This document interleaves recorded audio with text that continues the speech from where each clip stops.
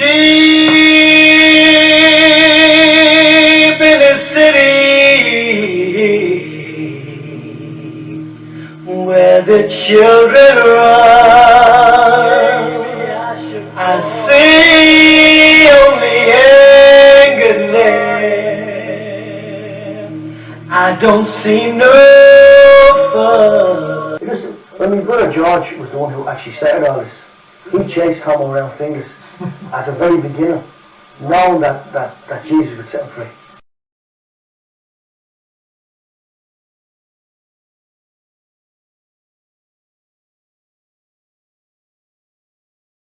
would have been in the mid to late 80s where, when I served my time as a plasterer, I became involved in a project that was being run within the inner city. It had to deal with inner city kids and people from the north side, which had been Finglas, where I came from. And it was while I was working on a church that I was introduced to these three nuns. Now, for whatever reason, I don't know, to this particular day, they seemed to take a shine to me, and they were constantly inquiring of me and what I was doing. And then they came and presented me with a Bible.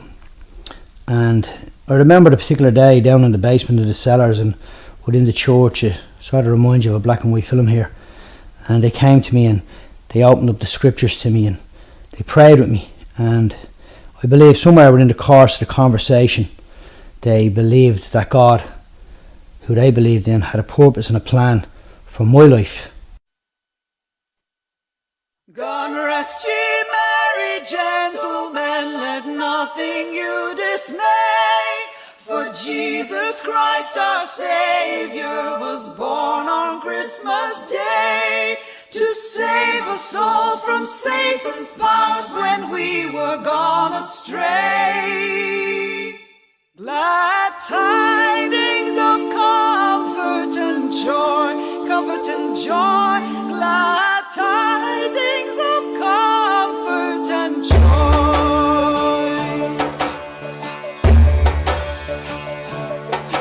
My name is Stephen Garrity, and I come from the South Inner City flat complex called Charlemont Street. And today I'm 45 years of age, and sometimes I wake up and I look in the mirror and I'll say, what on earth am I doing here? How am I still alive? My name is Sean Curran, and I'm a Finglas man, you know. I grew up in Finglas and it was a tough community, you know. I knew Joe and George when we were kids, you know. They were two tough kids, you know, and their brother Pat as well, tough guys, you know. And they were from the south and we were from Finglas West, you know. And my life though went on a different sort of trajectory, you know, a different path I took, you know. I went into crime and alcoholism and just really went full head on into a really bad path, you know. I spent a lot of years between crime and prison and violence and robberies and drug dealing. The people I used to hang around with and use with, most of them, actually all of them, are dead. I can't remember one person that's still alive that I would have ran with or used with. Even in my own family, we buried my own brother. He has HIV/AIDS and his wife had it, and his son died of addiction. Myself and George were really good friends, and unfortunately we started going different roads. George took and Joseph took the boxing route, and that's the road they went down. But at this time I was getting involved in crime. Hello, my name is Tito. I grew up in Finglas as it is. I was at the Twins' first gig. We went to school together then as well. Joe was in my class, but I knew George as well. Good old laugh. We had a good laugh at school. Joe was a buzzer, he was. I was kind of troublesome growing up. One of the first times when I was in prison, I stole a Bible from the chapel. I remember one time I was had to be out for a few days on the session, and I was had to get in the bus in Parnell Street, the 40 bus, and I got on the bus and George got on. George was in a different world altogether and he was talking to me. And I remember he got off the bus down there, his ma's down the south, and I went up to my own ma's. And I heard of this guy that was talking, he was from Finglas. It was Joseph, people know him as Joseph Fitzgerald, you know. I was upstairs in the house, next to the body, knocked at the door, come up to the room to me and he was talking to me. And the path I was on was a different path than the path he was on, you know. He was trying to help me, you know. I wasn't ready for any help at the moment, you know. But any time I bump into him to say about Joe, I was like, how's things? Are you still out partying and running and walking? You know, and they always found him very helpful, George and Joe.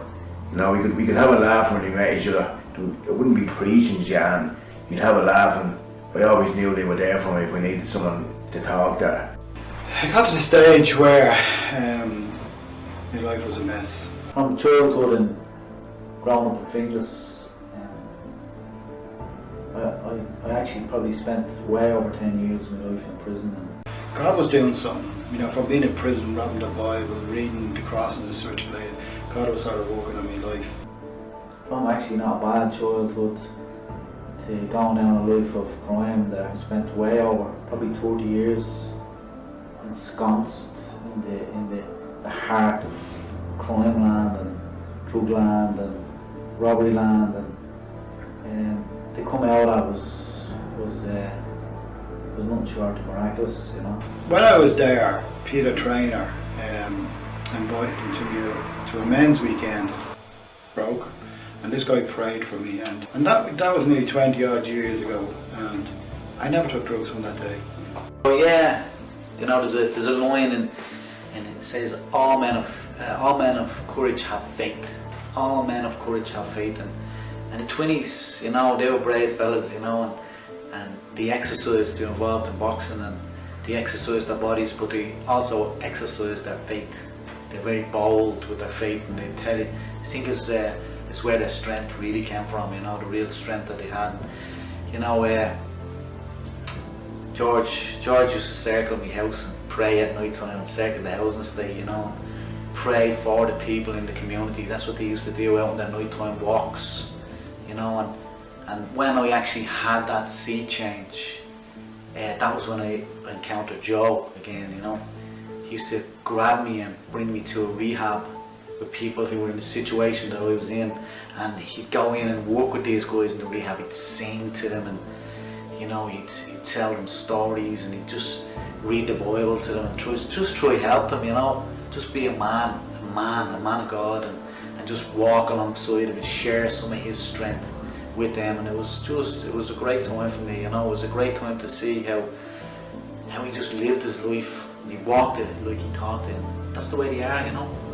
As a writer, my name is George Fitzgerald, by the way. As a writer, I've always been interested in history, the history of any given people. And I suppose that I've found that it isn't to do with their subcultures or the cultures in which they come from, or the habitual characteristics that they have grafted in during a lifetime. But it's also got to do with a philosophy, a deep philosophy that's set within the mind. In order to break the philosophy, you have to bring truth. Truth is the only thing that can divide between misbehaving and actually behaving in an upright manner.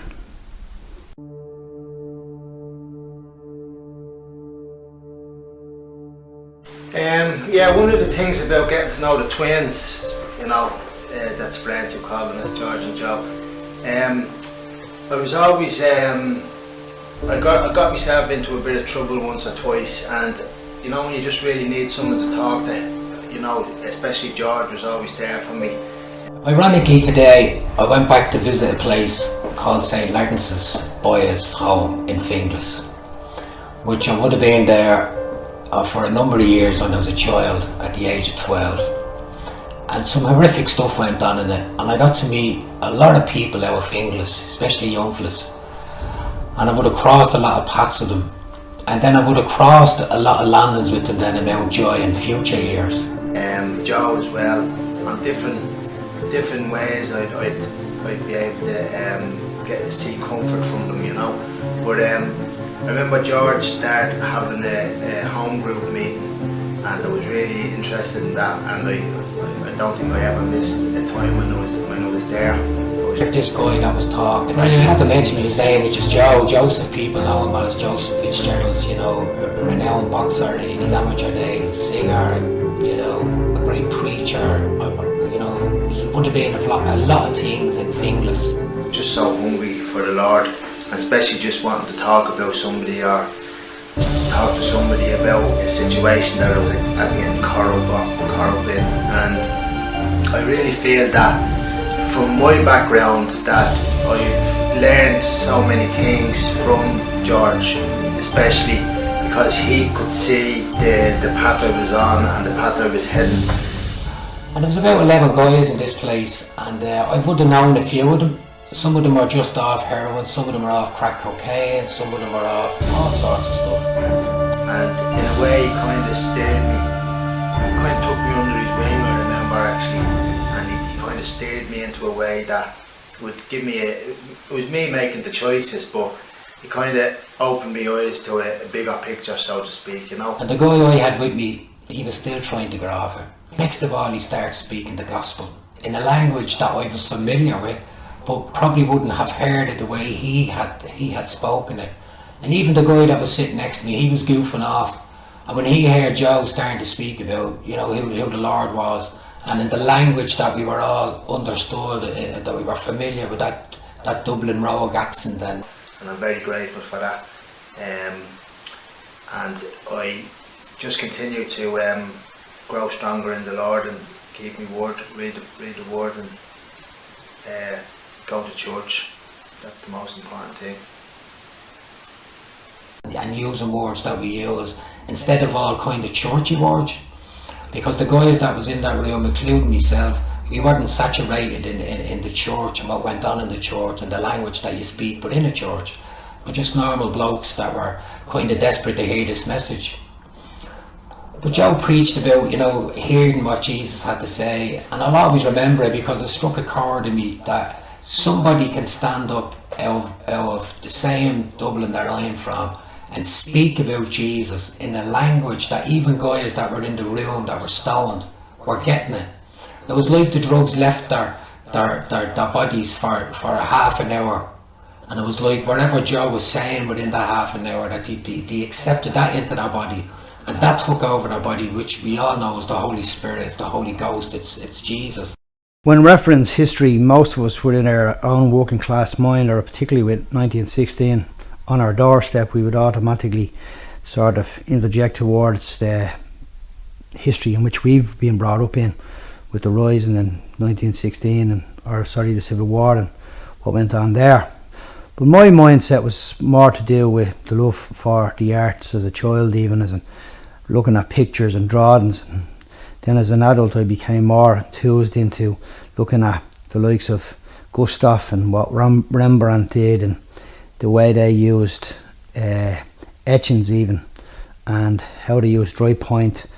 And then it was not only that was surrounding their art, but also the history and the time in which they lived and what they produced and what they brought, I suppose, to the human experience. And this became a central point for me. Even as a writer, I would always look at the atmospheric pressure in which the people lived under and when they were working together upon this earth. And the fact is that I understood with my own concepts and desires and how people lived, and it wasn't that hard to go into a neighbourhood when she came from to meet with these certain particular people and explain to them the actual truth in which the gospel says, because again we're dealing with history, literature, and the explosion of a man called Jesus and the radical power and transformation he brought to his generation, and I believe that he's still doing it today. It's a very simple process. You just tell them about the man they call Jesus. Remember that George got two men and said to him, you know, you don't have to be angry anymore.